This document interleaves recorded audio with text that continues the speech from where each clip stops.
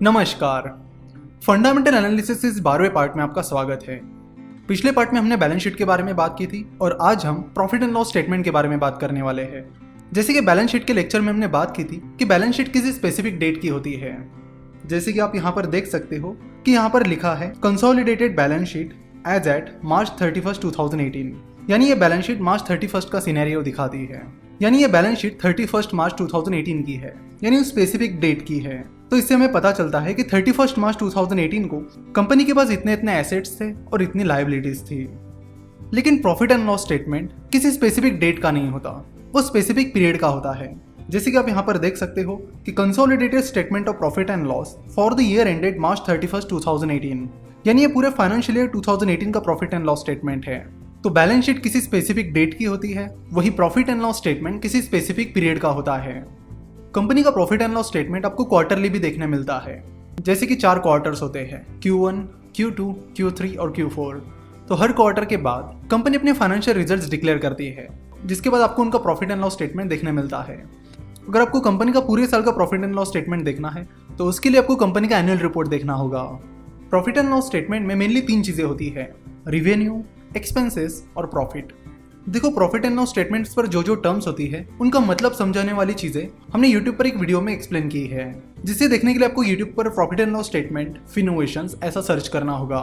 जिसके बाद आपको वीडियो दिख जाएगी जिसमें प्रॉफिट एंड लॉस स्टेटमेंट में जो चीजें हैं उन सारी चीजों के मतलब डिटेल में बताए गए हैं। तो इस वीडियो को शुरू करने से पहले आप उस वीडियो को जरूर देखें, ताकि आपको प्रॉफिट एंड लॉस स्टेटमेंट में जो भी टर्म्स है उन सारे टर्म्स का मतलब पता चले। तो प्रॉफिट एंड लॉस स्टेटमेंट में 3 मेन चीजें होती है, रिवेन्यू, एक्सपेंसेस और प्रॉफिट। रिवेन्यू से एक्सपेंसेस आप सब्ट्रैक्ट करोगे तो आपको प्रॉफिट मिल जाएगा, सिंपल। तो यहाँ पर रिवेन्यू फ्रॉम ऑपरेशंस में आप देख सकते हो कि 4 चीजें हैं, brokerage income, income from services, interest and other operating income, profit on sale of securities. तो यहाँ पर आप देख सकते हो कि कंपनी का मेन रिवेन्यू 2 चीजों से आया है, ब्रोकरेज इनकम और इनकम फ्रॉम सर्विसेज। कंपनी का स्टॉक ब्रोकिंग का भी काम है। तो जैसे कि हमें पता है कि जिन लोगों ने आईसीआईसीआई सिक्योरिटीज के साथ अपना अकाउंट खोला है, वो लोग जब शेयर्स बाय और सेल करेंगे तब उन्हें आईसीआईसीआई सिक्योरिटीज को ब्रोकरेज चार्ज पे करना होगा। तो ब्रोकरेज इनकम आईसीआईसीआई सिक्योरिटीज का सबसे बड़ा इनकम सोर्स है। फाइनेंशियल ईयर 2018 में कंपनी को 1024 करोड़ का रेवेन्यू सिर्फ ब्रोकरेज इनकम से आया है। वैसे आईसीआईसीआई सिक्योरिटीज के ब्रोकरेज चार्जेस काफी ज्यादा है और इसलिए यहाँ से आने वाली इनकम भी उनकी काफी ज्यादा है। ब्रोकरेज इनकम के बाद इनकम फ्रॉम सर्विसेज से कंपनी को अच्छा खासा रेवेन्यू आ जाता है। इनकम फ्रॉम सर्विसेज से आईसीआईसीआई सिक्योरिटीज को 654 करोड़ का रेवेन्यू आया है। स्टॉक ब्रोकिंग के साथ ही कंपनी का इन्वेस्टमेंट बैंकिंग का भी काम है, तो इन्वेस्टमेंट बैंकिंग से भी कंपनी को अच्छा खासा पैसा मिल जाता है। उसके बाद आता है interest and other operating income. उसके आगे लिखा है नोट नंबर 22। तो नोट नंबर 22 चेक करने के बाद हमें पता चलता है कि कंपनी के जो फिक्स डिपॉजिट है और बाकी जो एडवांस और डिपॉजिट्स है उन पर कंपनी को कुछ इंटरेस्ट मिला है। नेक्स्ट है profit on sale of securities, यानी कंपनी ने अपनी जो इन्वेस्टमेंट्स है उन्हें बेचकर कितना प्रॉफिट कमाया है। तो यहाँ पर कंपनी का मेन रेवेन्यू ब्रोकरेज इनकम और इनकम फ्रॉम सर्विसेज है। इस पर आप ध्यान रखिए, क्योंकि जब आगे चलकर हम कंपनी का वैल्यूएशन निकालेंगे तभी इन चीजों पर हमें स्पेशल ध्यान देना होगा। तो यहाँ पर आईसीआईसीआई सिक्योरिटीज का फाइनेंशियल ईयर 2018 का टोटल रेवेन्यू है 1859 करोड़। कई कंपनीज रेवेन्यू को मैनिपुलेट करने की कोशिश करते हैं। जैसे कि सत्यम कंप्यूटर्स की बात की जाए तो सत्यम ने फेक इनवॉइसेस रेज करके अपने रेवेन्यू बढ़ा चढ़ाकर दिखाए थे। सो जब भी हम रेवेन्यू देखते हैं तब उसके साथ ही हमें कंपनी का कैश फ्लो स्टेटमेंट भी देखना चाहिए, क्योंकि रेवेन्यू को मैनिपुलेट करना तो आसान है पर कैश फ्लो स्टेटमेंट को मैनिपुलेट करना उतना आसान नहीं है। जैसे कि हमने लास्ट लेक्चर में बात की थी कि क्वालिटी, जो कि मिल्क प्रोडक्ट्स कंपनी है, उसने पिछले साल अपना रेवेन्यू काफी अच्छा खासा दिखाया था। लेकिन कंपनी का कैश फ्लो स्टेटमेंट देखकर ऐसा लग रहा था कि कंपनी ने अपना रेवेन्यू काफी ज्यादा दिखाया है।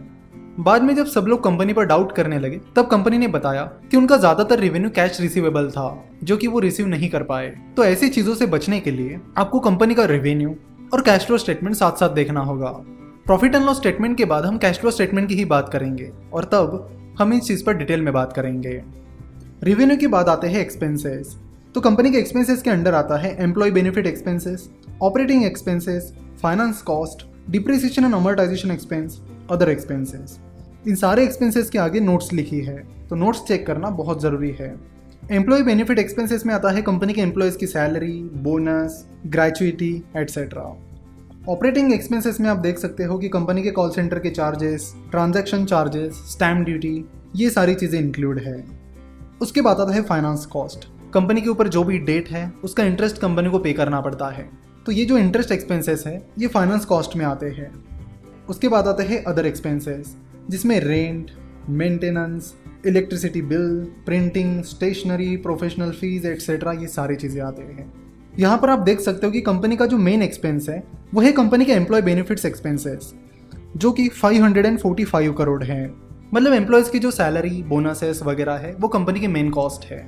जनरली आप देखोगे कि जितनी भी सर्विस बेस्ड कंपनीज हैं उनकी main costing employee benefit expenses ही होते हैं। कंपनी का सर्विसेज का काम है, इसलिए उनके R&D वगैरह के खर्चे नहीं हैं। जब कोई मैन्युफैक्चरिंग कंपनी होती है तो उसका R&D सेंटर भी होता है, जिसके भी काफ़ी सारे एक्सपेंसेस ऐड हो जाते हैं। तो कंपनी के टोटल एक्सपेंसेस हैं 1004 करोड़। तो आज हम यही रुक जाएंगे और अगले पार्ट में प्रॉफिट एंड लॉस स्टेटमेंट से जुड़े सारे रेशियोज हम कवर करेंगे और प्रॉफिट एंड लॉस स्टेटमेंट को पूरा कंप्लीट भी कर लेंगे। नेक्स्ट पार्ट में हम ये भी देखेंगे कि वो कौन कौन से रेशियोज हैं जिन पर हमें स्पेशल ध्यान देना चाहिए।